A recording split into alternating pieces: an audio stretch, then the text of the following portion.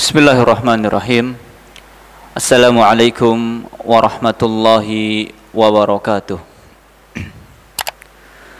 Innal hamdalillah nahmaduhu wa nasta'inuhu wa nastaghfiruh wa na'udzu billahi min shururi anfusina wa sayyiati a'malina.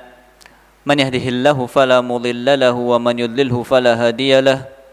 Asyhadu an la ilaha illallah wahdahu la syarika lah. Wa asyhadu anna Muhammadan abduhu wa rasuluhu la nabiyya ba'dah. Ya ayyuhalladzina amanu ittaqullaha haqqa tuqatih wa la tamutunna illa wa antum muslimun. Ya ayyuhan nasu ittaqu rabbakumul ladzi khalaqakum min nafsin wahidah wa khalaqa minha zawjaha wa bassa minhuma rijalan katsiran wa nisaa'a wattaqullaha alladzi tasaaluna bihi wal arham. Innallaha kana 'alaikum raqiba. Ya ayyuhalladzina amanu taqullaha wa qulu qawlan sadida yuslih lakum a'malakum wa yaghfir lakum dhunubakum wa man yuti'illaha wa rasulahu faqad faza fawzan 'azima. Fa inna asdaqal hadithi kitabullah wa khairal hadi hadi Muhammadin sallallahu alaihi wasallam wa syarral umuri muhdatsatuha wa kullu muhdatsatin fid dini bid'ah wa kullu bid'atin dhalalah wa kullu dhalalatin fin nari thumma amma ba'd. Ma'asyiral muslimin, para jamaah yang dimuliakan oleh Allah Subhanahu wa taala, tentu saja pertama-tama marilah kita senantiasa puja dan puji Allah Subhanahu wa taala yang telah begitu banyak memberikan kita nikmat yang sangat besar, sangat agung. Yang mana Allah Subhanahu wa taala masih memberikan kita nikmat hidayah Islam. Allah Subhanahu wa taala masih memberikan kita nikmat hidayah bermanhaj dengan manhaj yang benar. Allah Subhanahu wa taala masih memberikan kita nikmat sehat, nikmat waktu luang, nikmat hujan dan yang lainnya. Yang mana ini semua merupakan nikmat dari Allah Subhanahu wa taala. Yang kita sebagai seorang hamba wajib untuk senantiasa bersyukur kepada Allah Subhanahu wa taala. Terlebih lagi, Allah Subhanahu wa taala telah berikan kita nikmat untuk dipertemukan dengan bulan yang mulia, bulan Ramadan. Yang mana kalau kita hitung sudah 15 hari. Ini hari ke-15. Enggak terasa. Betul enggak? Enggak terasa, sudah setengahnya. Memang betul kata Allah Subhanahu wa taala, ayyaman ma'dudat. Hari-hari yang sebentar, yang hanya beberapa hari, hitungan jari. Rasanya baru kemarin kita nunggu-nunggu sidang isbat, tapi sekarang kita sudah berada di pertengahan bulan Ramadan. Maka bentuk syukur kita kepada Allah Subhanahu wa taala karena dipertemukan dengan bulan Ramadan adalah kita mengevaluasi puasa kita. Kita evaluasi ibadah-ibadah kita di bulan Ramadan. Tarawihnya, baca Al-Qur'annya, sedekahnya, dan ibadah-ibadah yang lainnya.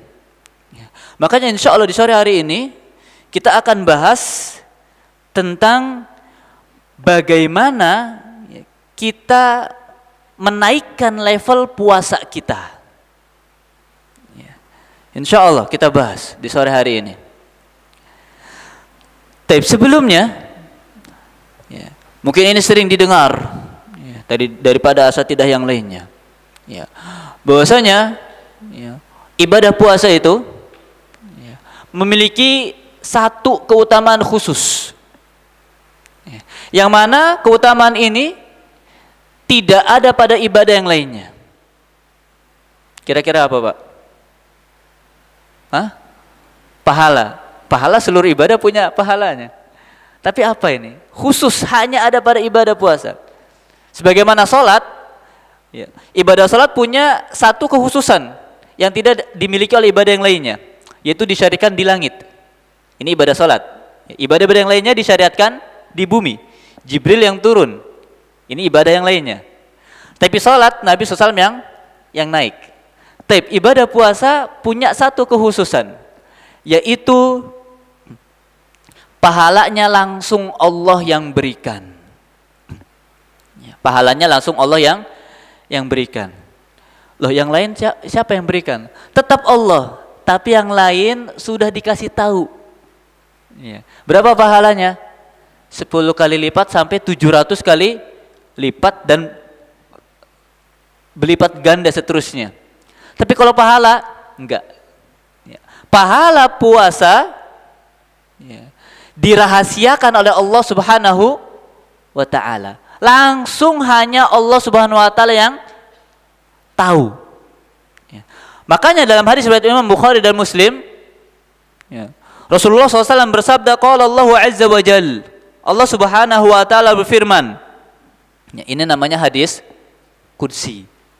Apa sih hadis qudsi itu? Nah, apa hadis qudsi itu? Apa bedanya sama Al-Quran? Kan sama-sama firman Allah.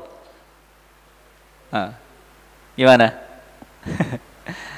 Hadis qudsi ya, yang sahih, definisi yang sahih adalah hadis yang lafaznya dari Nabi SAW akan tetapi maknanya dari Allah Subhanahu wa ta'ala.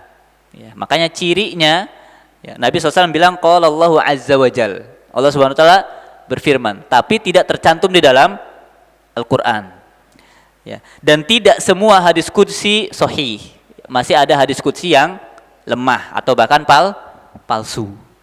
Tapi Al-Quran seluruhnya sahih ya, tidak boleh diingkari, satu huruf pun nggak boleh ya. Barang siapa yang mengingkari satu huruf dari Al-Quran, maka hukumnya keluar dari agama Islam. Ini Al-Quran ya. Tapi hadis qudsi ya, perlu dicek kembali ya, melalui metodologi dari ilmu hadis ya. Tapi itu hadis qudsi.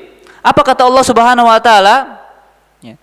Kata Allah Subhanahu wa ta'ala, as-saumu li, puasa itu milikku ya, diklaim oleh Allah Subhanahu wa ta'ala, yang mana ini tidak pada ibadah lainnya ya. Wa ana ajzi bihi, dan aku sendiri yang langsung akan membalas puasa tersebut ya. Kenapa? Yada'u syahwatahu wa aklahu wa syurbahu min ajli, karena hambaku meninggalkan syahwatnya, meninggalkan makannya, meninggalkan minumnya semata-mata untukku ya. Kemudian dilanjutkan oleh Nabi SAW ya, walis-shaimi farhatan, dan bagi orang-orang yang puasa akan mendapatkan dua kebahagiaan. Kita semua ini yang akan mendapatkan dua kebahagiaan. Ini janji dari Nabi SAW ya. Kebahagiaan yang pertama, farhatun hina yuftir ya, kebahagiaan tatkala ia berbuka.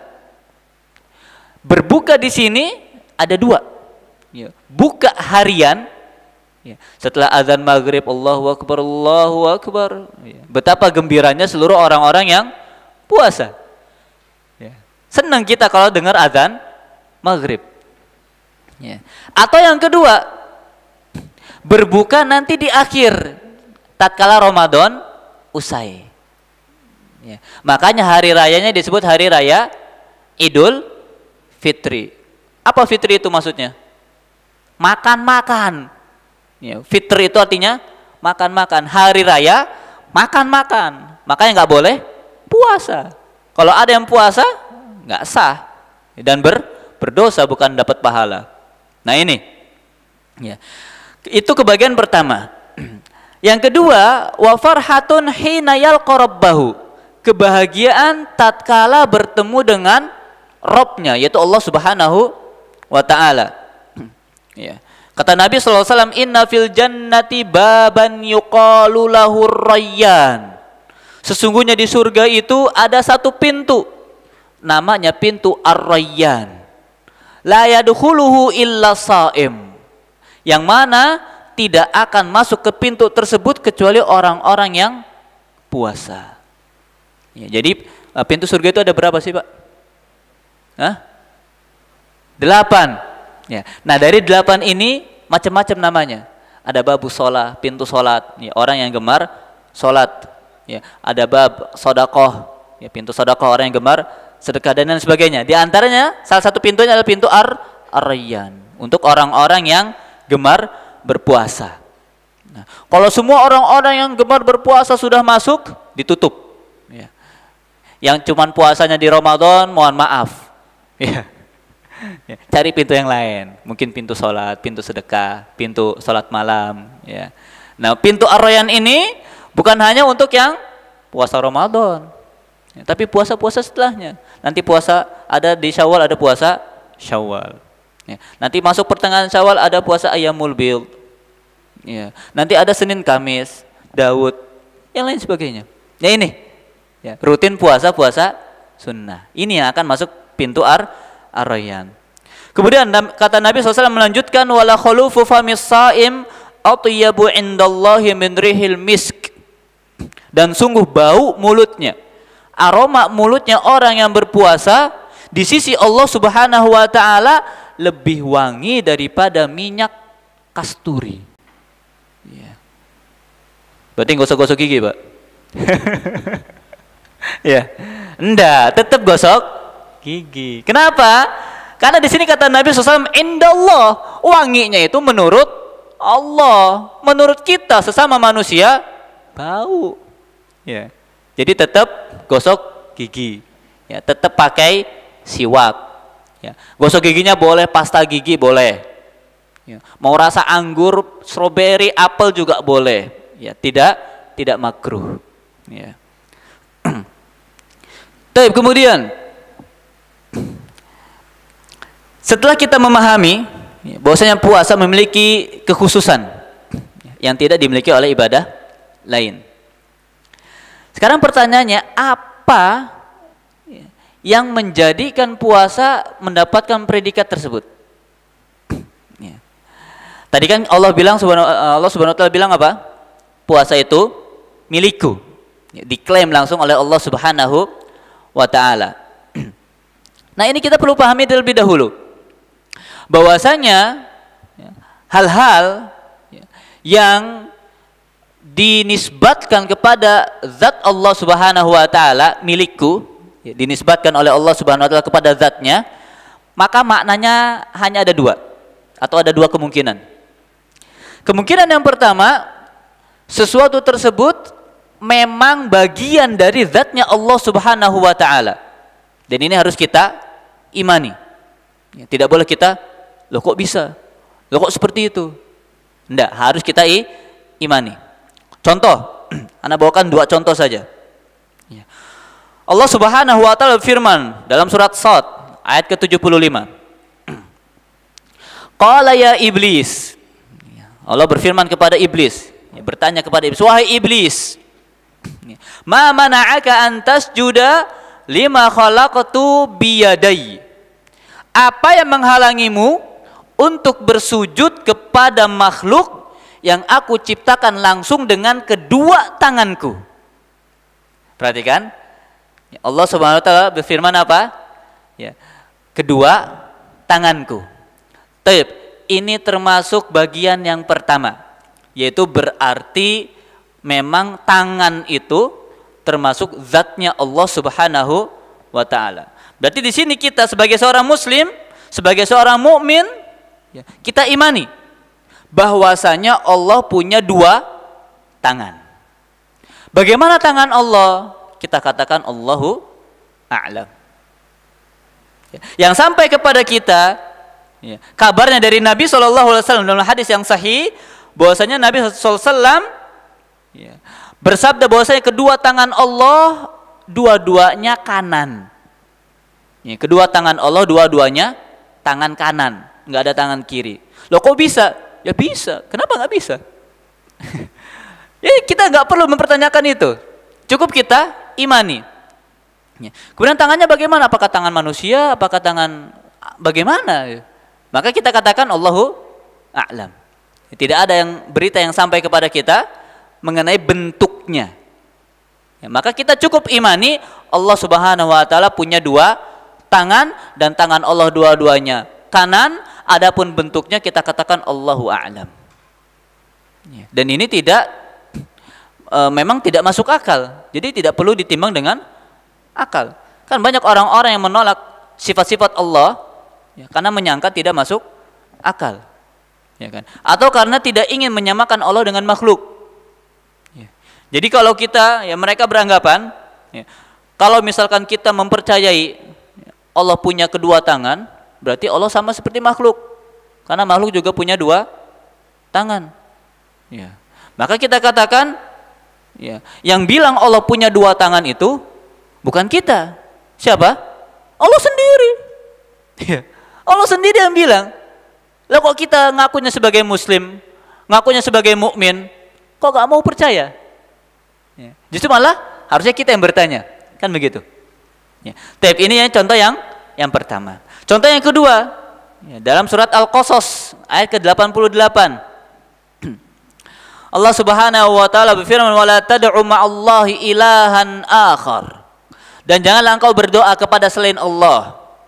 Padahal engkau juga berdoa kepada Allah. Maksudnya janganlah engkau menyekutukan Allah Subhanahu wa taala, berbuat syirik.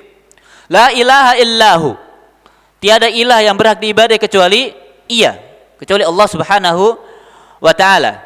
Kemudian lihat, perhatikan, kullu syai'in halikun illa wajha. Segala sesuatu yang ada di alam semesta ini akan binasa, akan sirna illa wajha, kecuali wajahnya Allah Subhanahu wa taala. Ya, maka kita yakini bahwasanya Allah Subhanahu wa taala punya wajah. Ya, dan ini merupakan nikmat terbesar, ya, bagi penduduk surga. Bagaimana wajah Allah? Ya masuk surga dulu biar tahu. Ya. Kalau mau tahu wajah Allah, jangan tanya di dunia. Ya, masuk surga dulu, beramal. Bagaimana caranya masuk surga? Ya. Karena kata Allah Subhanahu wa taala apa? Lilladzina ahsanul husna wa ziyadah. Bagi orang-orang yang senantiasa beramal baik, maka dia akan mendapatkan kebaikan al-husna. Dijelaskan oleh Ibnu Abbas radhiyallahu anhuma, al-husna ay al-jannah. Ya, yang maksud dengan husna di sini adalah surga. Wa ziyadah, dan tambahan, kata Ibnu Abbas, wa ziyadatun ru'yatu wajhillah. Tambahan dari masuk surga adalah melihat wajah Allah Subhanahu wa ta'ala. Dan ini puncak kenikmatan penduduk surga. Bukan makanan, bukan buah-buahan, bukan istana yang megah yang batunya dari emas, kerikilnya dari yakut, bukan bidadari yang minimal satu orang dapat dua. Sabar, di dunia mungkin cuma satu, ya. Di surga minimal dua plus satu yang di dunia. Kalau masuk surga juga, jadi minimal berapa? 3. Minta lagi, ya, boleh. Bukan itu tapi puncak kenikmatan surga, bukan. Puncak kenikmatan surga adalah melihat wajah Allah Subhanahu wa ta'ala. Jadi kalau mau tahu wajah Allah, ya masuk surga. Ya. Jangan tanya di dunia. Kita katakan Allahu a'lam. Dan kita meyakini wajah Allah tidak sama seperti wajah makhluk. Wajah sesama makhluk, sesama kita, sesama manusia saja beda-beda. Iya kan? Wajah antar binatang saja beda-beda. Manusia dengan hewan beda. Apalagi makhluk dengan Khalik, Sang Pencipta. Maka jauh lebih berbeda. Nah, ini kemungkinan yang pertama. Jika Allah menisbatkan sesuatu kepada zatnya, maka sesuatu tersebut merupakan bagian dari zatnya Allah Subhanahu wa ta'ala. Yang kedua, apabila Allah Subhanahu wa ta'ala menisbatkan sesuatu tersebut kepada zatnya, maka berarti sesuatu tersebut memiliki keutamaan khusus di sisi Allah Subhanahu wa ta'ala. Contohnya hadis ini, ya, as-saumu li, puasa itu milikku, milik Allah. Berarti puasa merupakan ibadah yang memiliki kekhususan di sisi Allah Subhanahu wa ta'ala. Contoh lainnya, ya, sebagaimana firman Allah Subhanahu wa ta'ala dalam surat Asy-Syams ayat ke-13, insyaallah kita hafal semua. Faqala lahum Rasulullah naqatallahi wa suqiyaha. Dan utusan Allah itu, yaitu Nabi Saleh alaihi salam berkata kepada kaumnya, naqatallah, jauhilah untaknya Allah, biarkanlah untaknya Allah, jangan diganggu. Ya. Wa suqiyaha, dan biarkan ia minum atau berikan ia minumnya. Ya. Di sini Allah Subhanahu wa taala menisbatkan unta kepada zatnya, untanya Allah. Apakah berarti unta ini bagian dari zat Allah? Ya jelas bukan. Akan tapi apa? Berarti unta ini merupakan unta khusus mulia di sisi Allah Subhanahu wa taala, tidak seperti unta-unta yang lainnya. Kenapa? Karena unta ini merupakan mukjizat untuk Nabi Saleh. Yang mana kaumnya, kaum Tsamud menantang, wahai Saleh, kalau kamu betulan utusan Allah, coba keluarkan unta dari batu ini. Akhirnya Nabi Saleh berdoa, ya Allah, nih kaumku ini kurang ajar. Ya. Akhirnya dikeluarkan oleh Allah Subhanahu wa taala unta dari batu. Dan untanya langsung dewasa, enggak dari kecil, langsung dewasa. Ya. Makanya ini unta yang mulia, diperintahkan oleh Allah Subhanahu wa taala untuk memuliakan unta ini. Akan tapi malah dibunuh oleh kaum Tsamud. Ya, akhirnya diberikan azab oleh Allah Subhanahu wa taala dan dimusnahkan. Ya, kaum Tsamud tidak memiliki keturunan. Ya, sampai sekarang tidak ada keturunannya kaum Tsamud. Ya, musnah semusnah-musnahnya wal billah. Karena saking durhakanya sama Allah Subhanahu wa taala. Allah habiskan seakar-akarnya. Tidak ada keturunan. Ya, wal billah. Contoh lain, sabda Nabi SAW dalam hadis yang diriwayatkan oleh Imam Muslim. Rasulullah SAW bersabda, "Afdalus siyami ba'da Ramadan syahrullahil muharram." Puasa yang paling utama setelah puasa Ramadan, artinya apa? Puasa Ramadan ini enggak ada tandingannya. Puasa Ramadan tidak ada tandingan, paling mulia. Puasa paling mulia adalah puasa Ramadan. Makanya orang yang enggak puasa sengaja di bulan Ramadan, iya, siksanya juga dahsyat. Apa siksanya? Ya, digantung terbalik, ya, dikaitkan kakinya itu, kayak kita misalkan mau ngulitin kambing, kan kita kaitkan tuh kakinya di belakang kaki itu. Nah seperti itu posisinya. Ya, kemudian mulutnya dirobek, ya, kemudian ngucur darahnya. Wal'iyadzubillah. Ini azab atau siksa bagi orang yang sengaja tidak puasa di bulan Ramadan atau sengaja membatalkan puasanya di bulan Ramadan tanpa udzur. Wa'iyadzubillah. Nah kata Nabi SAW, puasa yang paling mulia setelah kemuliaan puasa Ramadan adalah puasa di bulannya Allah, yaitu bulan Muharram. Nah, maka kita fahami berarti bulan Muharram memiliki keutamaan khusus, kedudukan khusus, kemuliaan khusus di sisi Allah Subhanahu wa ta'ala. Tayyib. Sekarang alasannya. Kenapa sih Allah mengkhususkan puasa ini? Ya, untuk dirinya. Ya, pahalanya enggak di-spill. Beda sama pahala-pahala yang lainnya. Ya, pahala salat di-spill, dikasih tahu oleh Rasulullah SAW. Ya. Kata Nabi SAW apa? Ada orang yang salat berjamaah atau orang yang salat tapi pahalanya cuma dapat 1/10. 1/9 nih, sampai 1/4. Ya. Jarang yang dapat setengah apalagi full. Ya. Kemudian apa? Salat berjamaah. Ya. Afdalu min salatil fardh bi 27 darajah. Ya. Salat berjamaah lebih utama daripada salat sendirian 27 derajat. Dikasih tahu, ya kan? Kemudian pahala membaca Al-Qur'an 1 huruf 10 kebaikan. Dikasih tahu. Tapi pahala puasa berapa? Enggak ada. Nah, kenapa? Alasannya yang pertama adalah karena puasa merupakan ibadah badan tapi tersembunyi. Berbeda dengan ibadah badan yang lainnya. Ya. Salat, ibadah badan. Kelihatan enggak? Kelihatan, jelas, nampak orang takbir, ngangkat tangan, ruku, ya, baca Al-Fatihah, sujud dan seterusnya. Ya. Jelas kalau orang baru masuk masjid, misalkan baru masuk musola, ada orang manggut-manggut, dia tahu, oh ini orang lagi sholat. Ya. Karena ini nampak, ibadah badan yang nampak. Baca Al-Quran pun nampak. Ya, mulutnya gerak-gerak, meskipun suaranya sir, nggak kedengeran, tapi mulutnya gerak-gerak. Oh dia lagi baca Al-Quran, oh dia lagi zikir. Ya. Nah ini, akan tapi ibadah puasa adalah ibadah badan, badan kita capek, ya, tapi tersembunyi. Ya. Orang lain nggak tahu kalau kita nggak ngasih tahu. Oke lah, sekarang Ramadan, lumrahnya orang-orang pada puasa. ya kan? Lumrahnya. Tapi di luar Ramadan, lumrahnya orang-orang nggak puasa. Tapi kita puasa. Apakah orang lain akan tahu kita puasa kalau kita nggak bilang? Nggak tahu. Kecuali kalau disengajain ya, sengajain lemes-lemes, ya, sengajain suaranya serak pelan, biar ditanya maksudnya. Kenapa kok lemes banget, sakit tak? Enggak, anak puasa.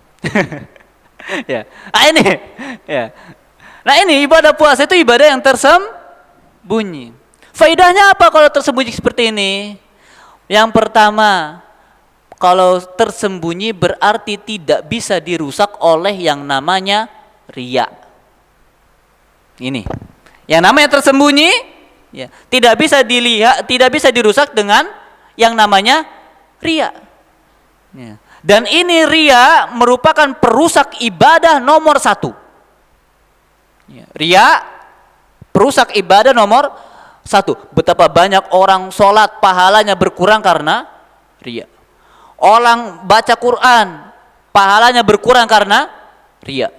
Sedekah pahalanya kurang karena riya. Umroh jauh-jauh mahal-mahal, ya, umroh haji, ya, pahalanya berkurang karena riya. Wal'iyadzubillah. Ya, dan ini banyak. Ya. Tapi ibadah puasa, gak mungkin orang selfie diem, alhamdulillah puasa. Ya. Nah ini, kalau nggak begitu kan orang nggak bakal dimasuki riya. Ya. Nah ini alasan yang pertama, karena ibadahnya sangat tersembunyi, ya, dan tidak dirusak oleh riya, ya, maka Allah yang langsung akan membalasnya. Yang kedua, ya, kenapa ibadah puasa merupakan ibadah khusus di sisi Allah Subhanahu wa taala? Adalah karena ibadah ini, ya, merupakan ibadah yang langsung menyerang musuh Allah dan musuh kita semua, yaitu syaitan dan hawa nafsu. Ya, puasa itu langsung mengalahkan musuh Allah dan musuh kita semua, syaitan dan hawa nafsu. Ya. Syaitan, ya, tatkala ingin menggoda manusia, ya, syaitan ini punya 2 jalan. Ya. Jalan yang pertama syubhat, ya, perkara-perkara yang rancu, yang enggak jelas atau yang belum diketahui hukumnya dalam perkara agama. Dan ini bisa hilang atau bisa kita tutup jalan tersebut dengan menuntut ilmu, dengan bertanya. Ya, kalau kita bertanya ada sesuatu yang hukum yang tidak kita ketahui, maka kita bertanya. Nah ini akan menutup pintu atau jalan syaitan untuk menggoda kita manusia. Ya, ini yang pertama. Jalan kedua adalah jalan syahwat. Dan jalan syahwat ini pintunya atau kuncinya adalah kenyang. Ya enggak? Orang kalau kenyang, ya, sangat mudah syahwatnya naik atau bangkit. Orang kalau kenyang, ya, orang kalau lapar, ya, boro-boro bersyahwat, ya, kelaparan dia, lemes. Ya. Nah ini, ya. Kemudian, tapi itu yang pertama, mengalahkan syaitan. Tapi selain syaitan, musuh kita adalah hawa nafsu kita sendiri. Ya. Kata Allah SWT, inna nafsala ammaratun bisu. Hawa nafsu manusia itu senantiasa mengajak kepada keburukan. Begitu di kita puasa, ya, maka kita sedang mengalahkan nafsu kita. Yang mana tadi sama, nafsu kita itu bisa kuat kalau kita kenyang. Sedangkan puasa itu sengaja melaparkan kita, ya, biar kita mudah mengalahkan hawa nafsu kita, ya, syahwat kita, apa yang lain-lain sebagainya. Mudah dikendalikan kalau lagi puasa. Ya. Oleh karena itu, ya, ini 2 alasan, ya, mengapa ibadah puasa memiliki, ya, kekhususan di sisi Allah Subhanahu wa taala. Kemudian, nah, kita mulai masuk pembahasan tentang level puasa. Ya. Bahwasanya puasa itu ada level-levelnya. Ya, nanti kita cek ya. Ya. Kita introspeksi diri, kita review, ya, diri kita masing-masing. Ya. Puasa kita ini sudah pada level berapa? Apakah masih level pertama, ya, level awal, ya, masih noob, ya, masih cemen, atau sudah masuk level menengah, udah mulai sulit nih, ya. Atau level terakhir yang super sulit. Nanti kita cek. Ya. Yang pertama disebut dengan puasanya orang-orang awam, ya, siyamul awam. Bagaimana itu? Ya. Level ini adalah level puasa yang hanya sekedar menahan haus dan lapar, ya, serta nafsu kemaluan. Cukup ini saja puasanya. Ya. Dia masih melakukan dosa, masih. Dia masih melakukan perkara yang sia-sia, masih. Dia masih tidak memanfaatkan waktunya, masih. Tapi dia tidak makan, tidak minum, dan tidak melakukan hal-hal yang membatalkan puasa. Dari segi fikih, kita katakan puasanya sah. Dari segi fikih. Tapi dari segi pahala, mohon maaf, ya namanya level pertama, ya pahalanya juga enggak seberapa. Ya. Taib. Dan ini level yang paling mudah. Karena kata Imam Maimun bin Mihran rahimahullahu taala, beliau mengatakan, inna ahwanas saum, puasa yang paling mudah, puasa yang paling ringan adalah tarkut ta'ami wasyarab, hanya sekedar meninggalkan makanan dan minuman. Ya. Ini semua bisa. Anak kecil yang baru belajar puasa pun bisa. Orang kafir pun bisa. Ya enggak? Kita kalau masuk bulan Ramadan, kita sering lihat banyak orang-orang kafir yang melakukan social experience, ya, percobaan, ya, ikut puasa dengan kaum muslimin.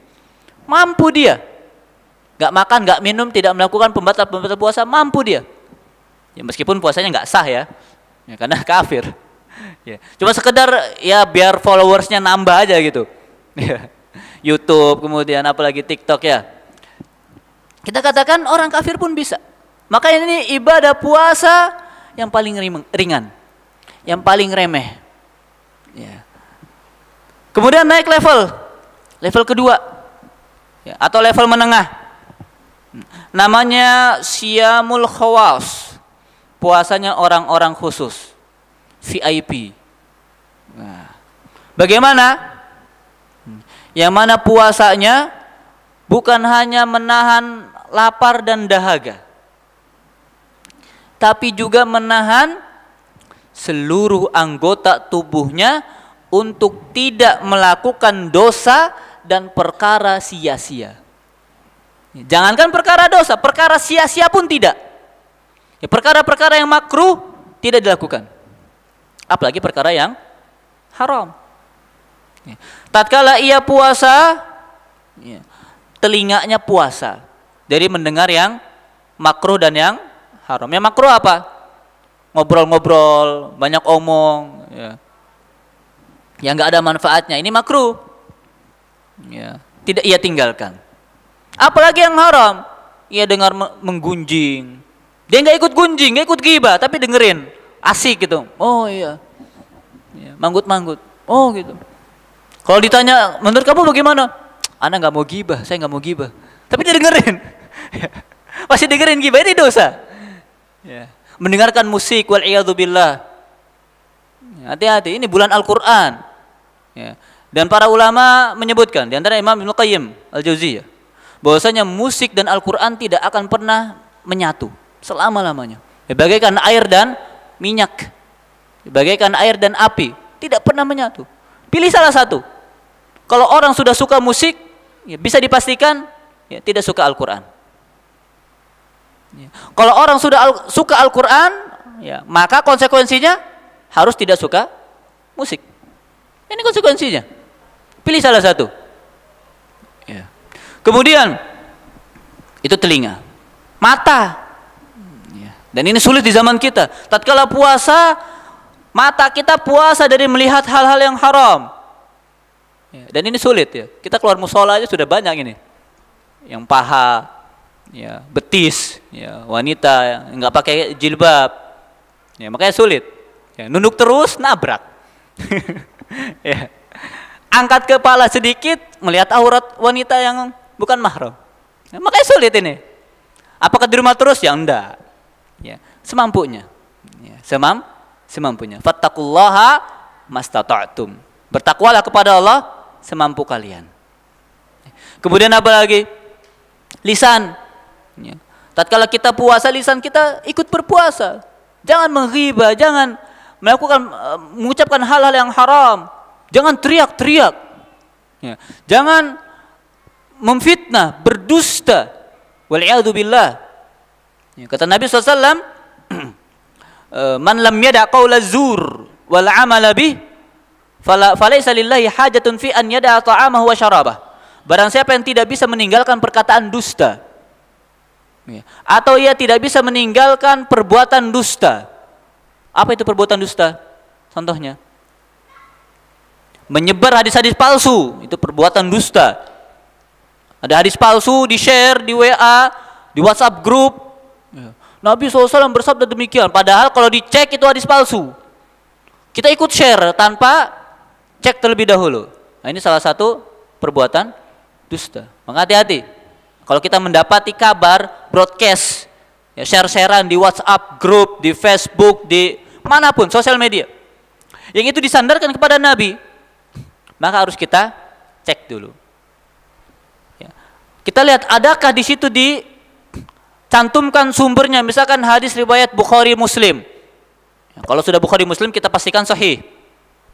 Ya, kalau sudah Bukhari Muslim. Tapi kalau masih riwayat yang lainnya, kita perlu tanyakan dulu. Derajatnya apa? Tirmidzi ke, Abu Dawud ke, Nasai, Ahmad, Malik, Ibnu Khuzaimah. Kalau riwayat-riwayat mereka ini, kita harus cek terlebih dahulu. Apakah betul sahih dari Nabi SAW, ataukah dhaif, atau bahkan maudhu', palsu. Wal'iyadzubillah. Jadi jangan main asal share.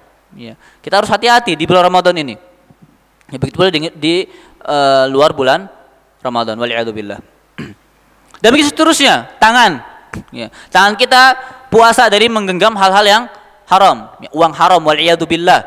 Jangan sampai Ramadan, ya, malah membawa harta haram, ke dompet kah, ke rekening kah, ke rumah kah, ya, ke kantong celana, wal'iyadzubillah.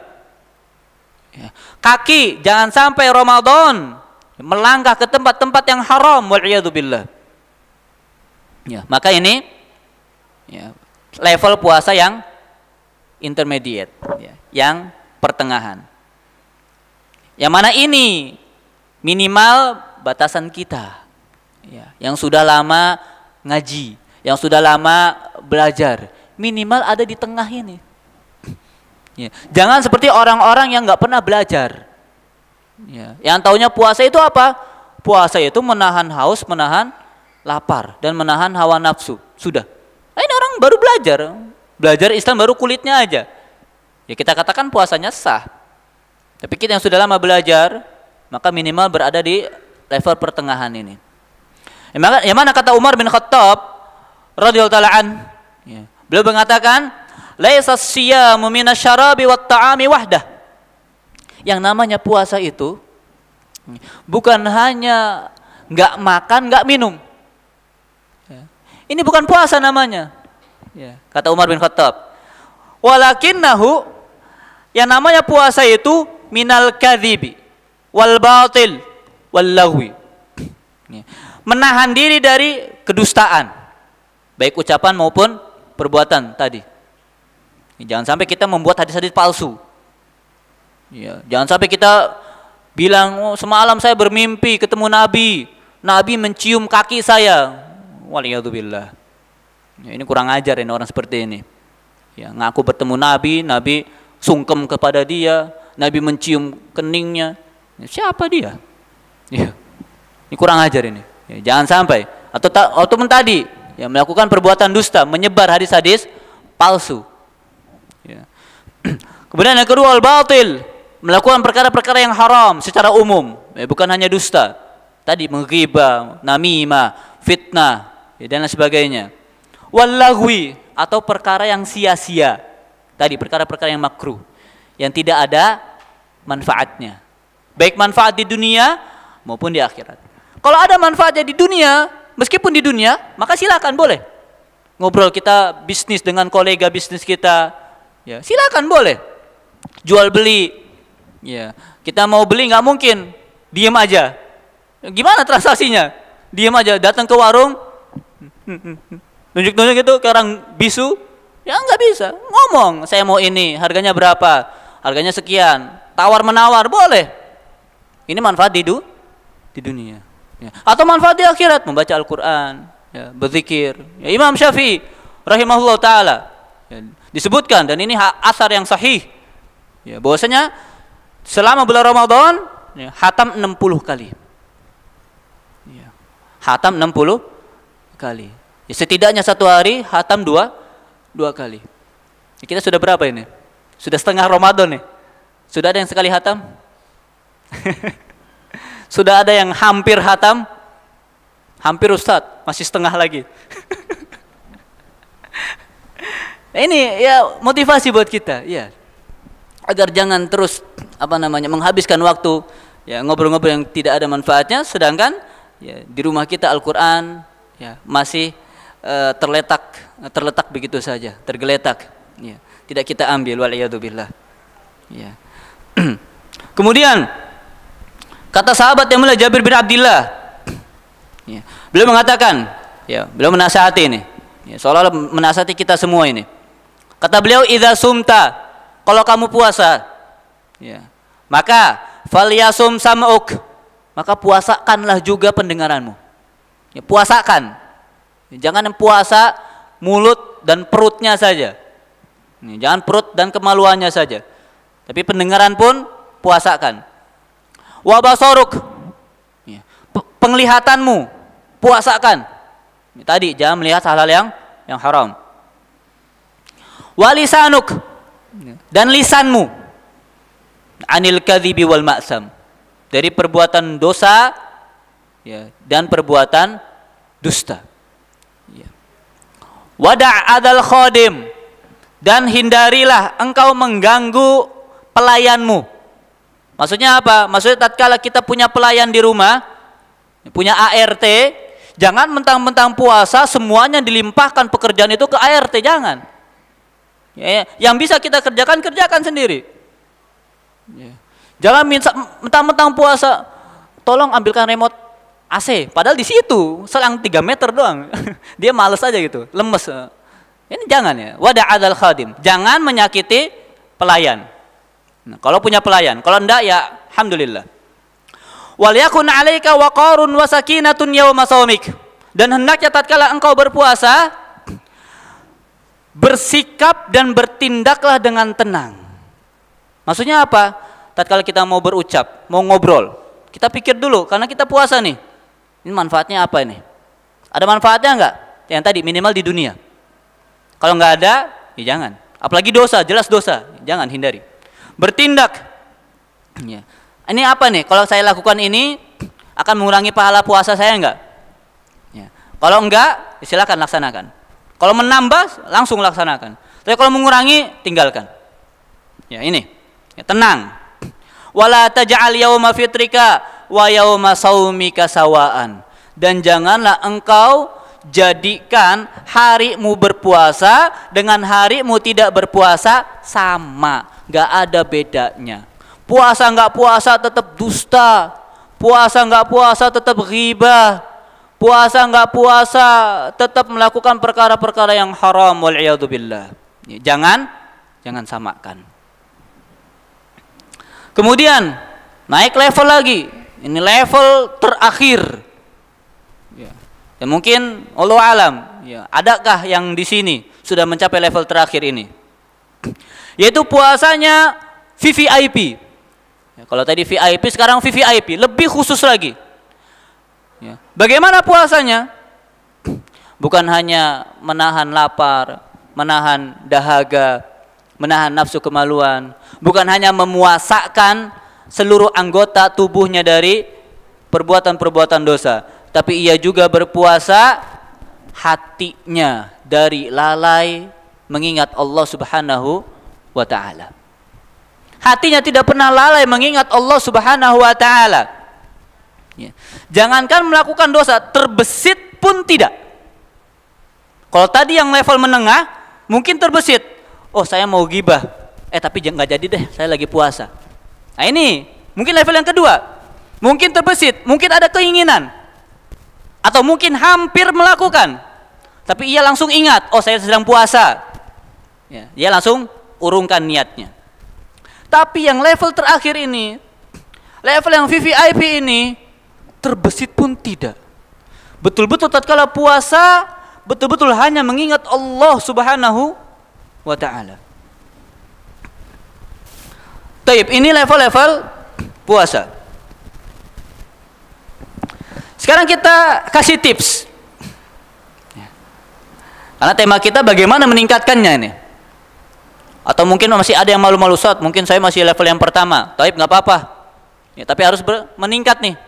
Masih ada 15 terakhir. Ya, harus meningkat. Ya, jangan mandek di level 1 terus. Ini betul-betul cemen berarti ini. Ya. Betul-betul muslim dan mukmin yang lemah. Ya, karena tidak bisa meningkatkan kualitas keislaman dan keimanannya. Ya. Bagaimana caranya? Ya. Caranya ada dengan yang namanya bermuhasabah, evaluasi. Ya. Mengevaluasi puasa kita. Ya. Dan yang namanya evaluasi itu ada evaluasi sebelum, ya, saat, dan setelah. Ya. Taib. Evaluasi sebelum melaksanakan ibadah puasa. Mungkin ini seharusnya kita laksanakan di bulan Sya'ban, ya, sebelum bulan Ramadan. Yaitu dengan apa? Dengan kita mempelajari puasa, baik fikihnya, fikih puasa apa saja yang membatalkan, apa saja yang tidak membatalkan, yang mengurangi pahala puasa, yang menambah pahala puasa, ibadah-ibadah apa saja yang ditekankan saat puasa, i'tikaf, bagaimana i'tikaf, tarawih, bagaimana tarawih, apakah 2-2 atau 4-4, witirnya apakah 2 kali salam atau 1 kali salam. Sudah dipelajarin atau belum ini? Di bulan Sya'ban. Kalau belum, ya berarti tahun depan pelajari. Ya, tahun depan pelajari. Kalau sudah alhamdulillah. Nah, kalau sudah alhamdulillah.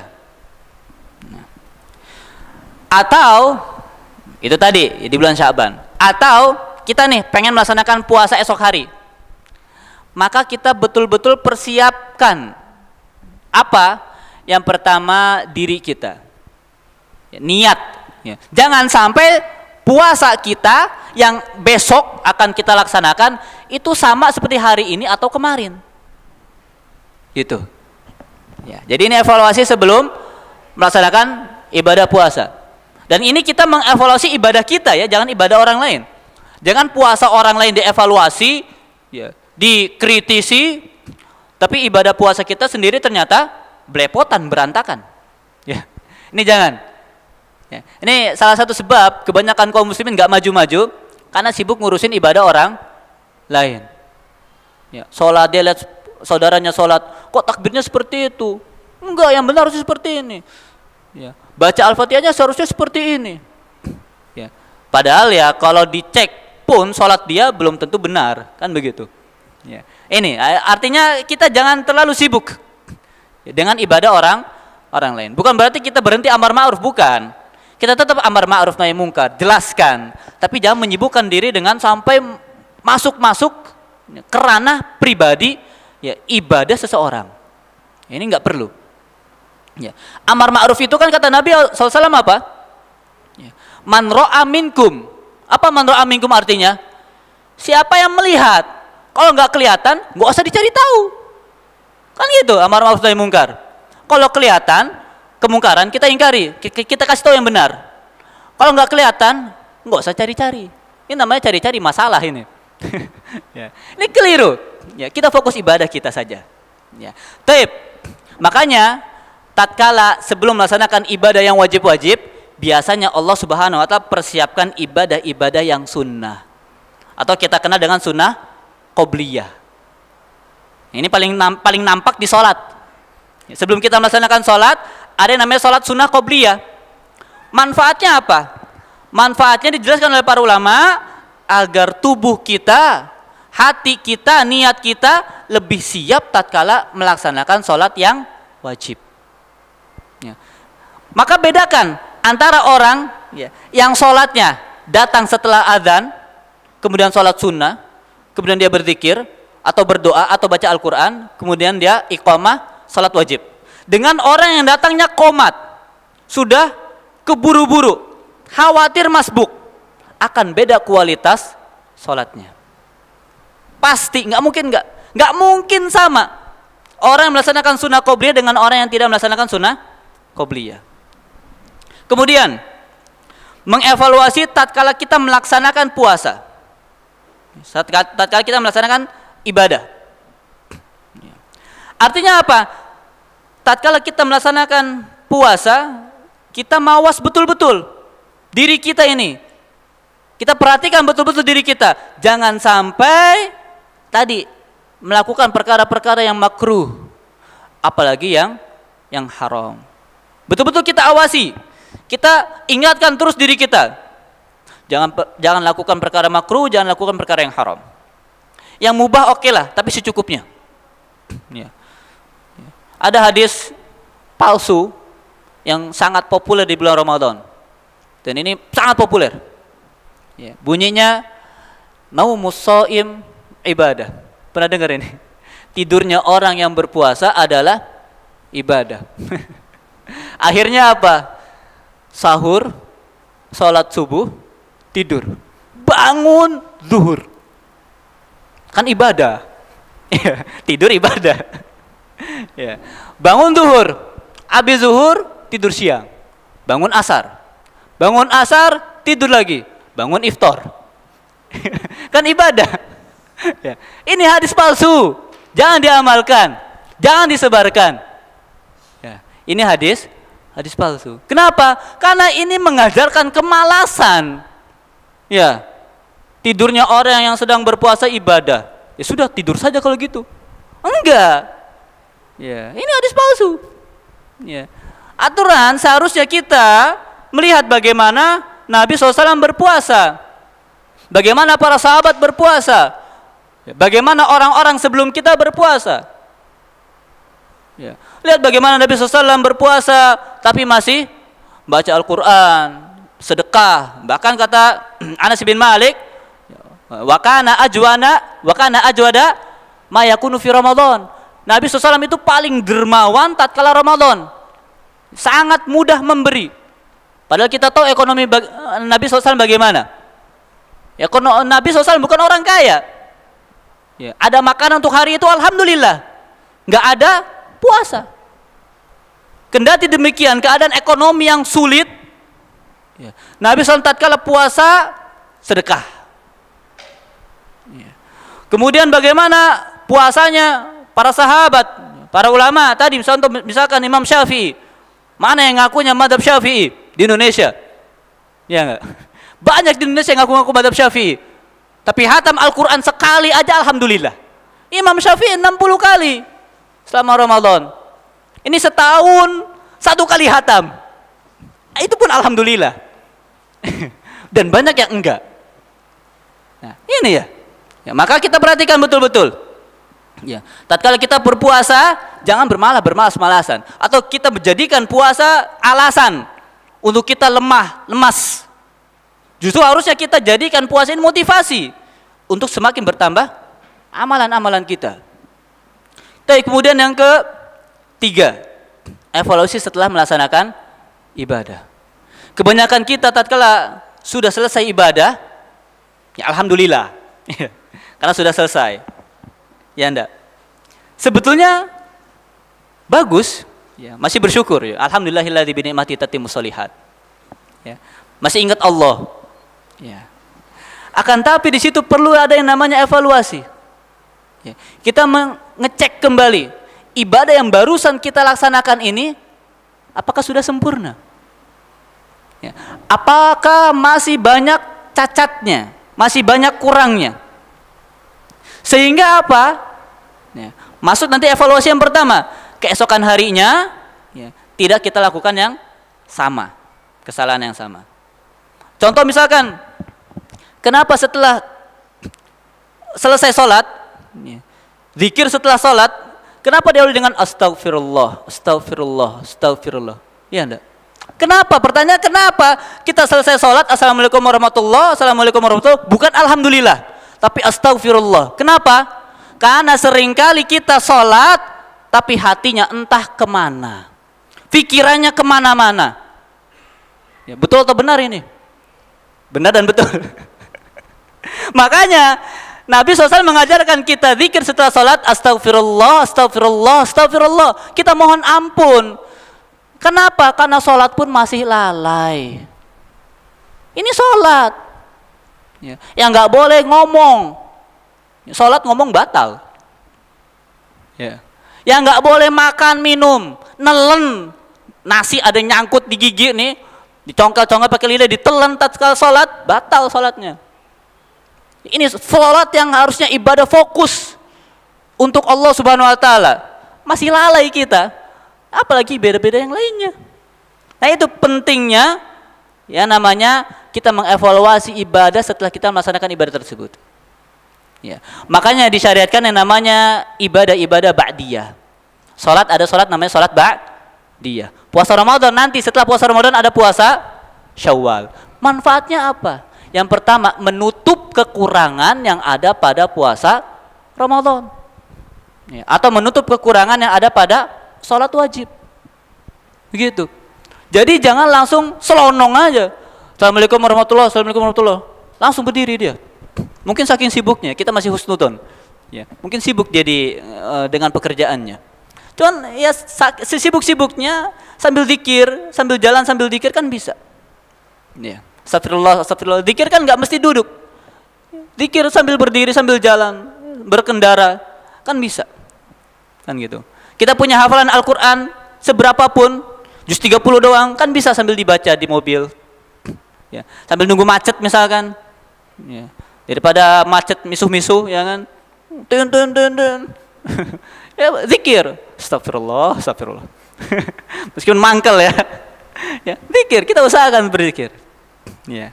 Nah itu. Maka ini, fokuslah pada mengevaluasi ibadah kita. Baik ibadah, evaluasi sebelum ibadah kita laksanakan, ya saat kita melaksanakan ibadah atau setelah kita selesai melaksanakan ibadah tersebut. Ya, fokus mengevaluasi diri kita, ibadah kita. Ya. Ya, tanpa ya kita melalaikan yang namanya kewajiban amar ma'ruf nahi mungkar. Itu saja yang mungkin ingin Anda sampaikan.